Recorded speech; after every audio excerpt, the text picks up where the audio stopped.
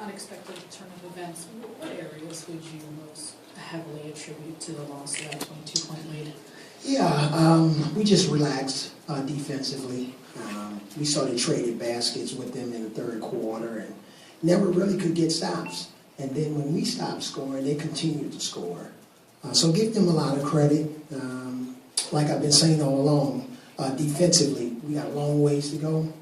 Too many breakdowns, too many points in the paint. They had 30 points in the paint in the first half. Normally you want teams to score around that amount for the whole game. So, we got a lot of stuff to watch, a lot of correctable errors. A lot of stuff to watch. I know you don't want to learn your lessons in a loss, but are there things that you could take out of this game, positives that you can use as the season progresses? Yeah, you always have some positives. I just think for our team, losses like this have to really sting more than they ever have in the past. Because losses like this can come back to bite you later on in the year. So we can't afford to lose at home. We're trying to build a home court advantage. We're trying to get us a rhythm here at home, some momentum. So this was one that was definitely a winnable game. And then we just looked like we just kind of ran out of gas there at the end of the game. Had to stretch a few guys minutes-wise and just kind of ran out of gas. And but a lot of correctable errors. A lot of ball movement, sharing the ball early on. You guys were able to get scored. Do you feel like it was adjustments made by the Timberwolves that changed things for you offensively, or do you think it was? Well, Barrera's a handful, and when Barrera's in, he causes a lot of havoc, and he did a good job of finding the open shooters. Karolinko carried them for a stretch there. Pekovic came in the fourth, so it's kind of like one of their guys took turns, and but they did a good job of executing. We just kind of lost it there, lost our way a little bit there at the end of the game, but stuff that we're going to watch and we're going to get better. I watch our team every day in practice. I know where our strengths are, I know where our weaknesses are, and but we have a long ways to go. I know you've said all along it's going to take a while for this team because it's pretty much brand new to come together, but how troubling to lose a lead like that, but also because the team obviously it's missing its two best players. You're at home, it's early. I mean, there's how troubling just to see that unfold the way it did. Well, hey, it happens. It's not going to be troubling to a point where anybody's going to quit or we're going to forget about what our goals are. So we just have to bounce back. Fortunately, in the NBA, you got another one coming. We got another one coming pretty fast on Wednesday. Avery, what do you tell your team after a game like this, a loss like this? Well, normally, with wins and losses, I don't have long discussions with the team after the game. It's kind of like that, 12-hour rule, instead of the 24-hour rule. Historically, that's how I've coached. This is not a night to really go in there and rant and rave about, losing the game. We'll get it on video. We'll come in tomorrow, get some work done, and, figure out where we went wrong. But obviously, we were doing something right to get a 20-point lead. Maybe that lead could have been even more had we played better defense. But then we started just trading baskets with them, and that's not good. That's not a good recipe for success. I mean, how do you expect your guys to respond playing against the defending champs on Wednesday? Oh, I expect them to respond. I expect them to be upset and disappointed. We got great guys on our team.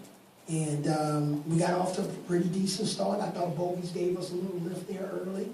I couldn't stretch him out any more minutes than what he played. I don't have a stat sheet to know exactly how many minutes he played. But I thought he did okay early in the game. Again, historically here, we've always had problems with small lineups. And as you saw in the game tonight, when they went small at 4, they kind of put us in the bind. And no excuses about Gerald Wallace being here. Like you said, they're missing 2 of their guys. But those are situations why we feel so strong about Wallace. And with him not being here, we got to find a solution and as a staff to figure out what we do in those situations. Brooke had a pretty good first half. Second half, what do you see from out there? What happened? Well, give them credit too. Like I said, they make adjustments. Their guys have a sense of pride, and they came out and played it much more physical.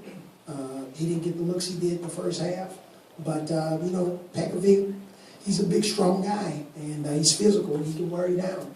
And maybe we just got a little worn down there at the end. I saw Alexei Shved play in the Olympics, and he looked pretty good. He had a big fourth quarter. Were you guys not prepared for him, or do you think he'll be the real deal? We're prepared for everybody. We don't leave guys off of our scouting reports.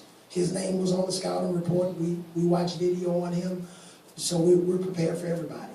Because a guy may come off the bench and play well, that's not because of lack of preparation and our guys don't know about him, or it was somebody that just showed up at the gym and we didn't know about him tonight. We knew about him. Give him credit. He played well. You mentioned Bekovic before.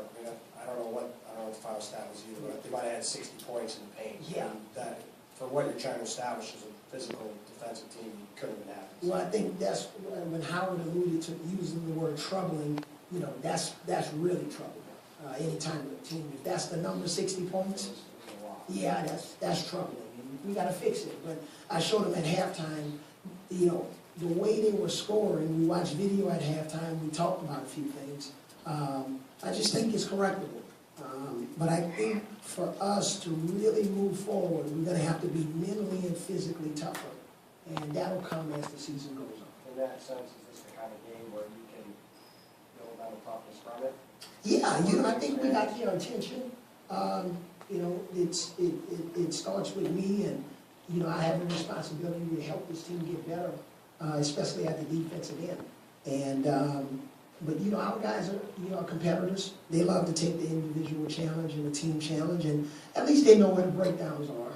And when we see it on tomorrow, we'll try to figure it out. And the main thing is, how does this affect us moving forward? How are we going to come out on Wednesday? Mentally, how are we going to respond? We 1-1, and there's 80 more to go. But the most important one is on Wednesday, and then the next one after that. Last question, please. Avery, specifically Wednesday, Miami with Bosch back, playing well. Just early thoughts on the matchup? Yeah, another small lineup. Playing the power forward at center, and playing the small forward at power forward in Battier. And, their wing players, Wade and LeBron, they've been consistently good for a long time. And now, with guys like Ray Allen coming off the bench that can score, and Mike Miller and Rashard Lewis, they put you in the bind with their small lineup. So we're going to have to, our pick and roll coverage is going to have to be really, really good and sound, and everybody's going to have to be on the same page. And we're going to have to try to use our strengths offensively, which is getting the ball inside, playing inside and out. Thank you very much. Okay. Deron will be at his line.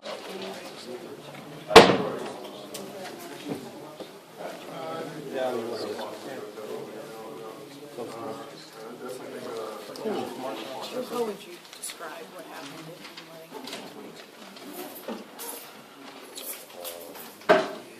Just being, lack of days with the basketball. Just not running our plays, and it really hurt us defensively. The rotation and not taking the onus. I think one-on-one the guard to get the rebound. And it seemed like they got all the loose balls in the fourth quarter, all the extra rebounds, getting extra possessions, and they're knocking down shots. Well, we've talked to you guys this preseason and early on about defense. What do you pinpoint that you feel like you can do to change that, to elevate things on the defensive side of the ball? We just got to get a little bit more gritty, a little tougher. I just think there's no way they should not work it. No team should not work it. We got to work somebody night in and night out, just with effort. But in the fourth quarter, we didn't bring it. How challenging to have that type of lead and try to sustain it, not naturally to allow yourselves to think you've already won the game? Well, we understand it's still early, but it's definitely one that we may get away. And yeah, we had a tendency to get a little comfortable with that lead. And they kept making it, and they got confidence, and never looked back. Is this alarming, Joe? I mean, it was just the second game, but it's a team without its two best players. They're on the second night of a back-to-back. You guys, obviously have high expectations. Obviously, these are the games that you definitely want to get, especially to have some momentum going on the road. But, you know, we got to put it behind us, move forward. You got to have a short memory in this league. This is a tough loss. But, you know, we got to move on to the next one. What about the boos? When you hear the boos out there from the fans at the end of the game? We may have deserved it in the fourth quarter, but, you know, that's neither here nor there. We got to get back to the drawing board, look at the things that we've done wrong and that we can get better at, and try to take it into Miami and get on. Yeah, you guys play Miami next in a couple of days. How do you make sure this loss doesn't carry over? Because Well, it's a different game. Like I said, you got to have a short memory, put this behind us, and we got to go try to bounce back and get one. You guys were shooting a real high percentage the whole game. I mean, what happened in the last few minutes? I don't know. Like I said, it was more defensively than offensively. We missed a lot of easy shots, but you know that your defense should be there night in and night out. You know, we just think, like I said, come up with those loose rebounds or loose balls, and you know we had a couple breakdowns on defense on the pick and rolls. I know, including myself, was big on one. I was playing a 4, and like I said, a pick on Marshawn, and he laid it up. And you know, just little mental mistakes, man, that we can get better. how do you guys make sure that if Gerald can't play on Wednesday against the Heat, how do you make sure that again that you guys able to feel that voice now? So we just gotta keep working. Somebody has to step up and feel that void, or we all have to, you know, kind of appreciate it a little more. Thanks. One of those games where nothing went right in the second half, really the fourth quarter. They just outworked us. To loose balls, to rebounds, and then our defense was pretty bad. We talked to you guys a lot about defense. What do you think you can pinpoint that can get you guys to the next level? We had some good quarters. The second quarter was good again. Third quarter was better. That fourth quarter was just a big collapse. You said that you guys were outworked. Joe said no team should outwork you guys. Do you feel that same way? Yeah, definitely. Something should happen. It's a game we're up 20. We should be able to put teams away and keep them at distance, not give them a point per lead. It's definitely disappointing, definitely embarrassing. Given who they're missing. Like I said yesterday, sometimes these are the most dangerous teams, and they definitely played well down the stretch. They executed well. We didn't. They got stops, they got rebounds, we didn't. So, they deserved it more than us. You hear the boos out there from the crowd at the end of the game. Oh, yeah, we won. So, 20, lose the lead.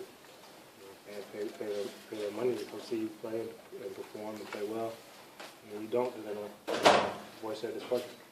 It's early notebook. Does it tell you anything about your team that you couldn't hold on to before the league? Against a team that's missing its two best players, is there any troubling signs right now? It's still early, Every team, I think, has, 1 or 2 or 3 of these a year. So I guess it's good we get it early. What about Miami trying to bounce back? It's a tough, obviously, opponent, defending champs. How do you bounce back and make sure this doesn't carry over to that game? We just got to have a good practice performance, watch film. Film doesn't lie, so we can see where we're making mistakes, how we can get better, and then definitely come out with hopefully a better 48-minute effort against Miami. Definitely a tough opponent, and hopefully we're up for the challenge. How do you correct the things on defense that have been going wrong for you guys lately, it seems like? It's all a work in progress. We're still a relatively new team, playing together. We're still trying to figure things out and get the right coverages. It's a work in progress. Even after they erased the lead game, it was 96, 96, I think about 4 minutes to go. You guys just couldn't seem to get anything done there. What did you see offense? Offense, it's all iso. Better move the ball a little bit better.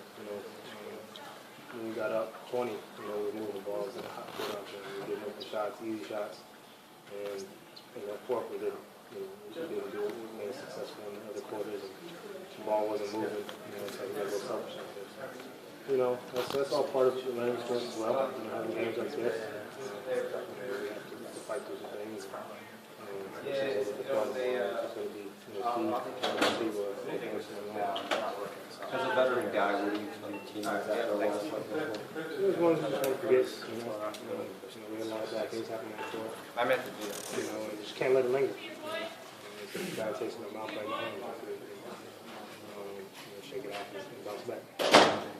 Deron, Avery said that he wanted to see losses like this sting more than they did last year? Does it? Definitely sting. I mean, I think it always stings. I think last year we got to a point where it's kind of normal. So, I think it definitely stings. I think I see it on guys' faces. So, I think we'll see how we respond tomorrow. More importantly, how we come out. In practice. If you come out lackadaisical and not ready to work in practice, then it probably didn't mean much to you. If we come out ready to work, we know we didn't perform the way we should. Things didn't go the right way, and we want to correct those things. What are your thoughts of Alexei Shved's playing the fourth quarter? He plays well. They went to him in pick and roll situations, and he's a very crafty player. I've seen him play a couple of times, and he definitely played well down the stretch and got some big shots for him. As a leader of this team, will you be looking for that reaction tomorrow that you talked about, or talking to them about that reaction, or just waiting to see? No, we're gonna have a good practice. We'll make it known before practice starts. All right.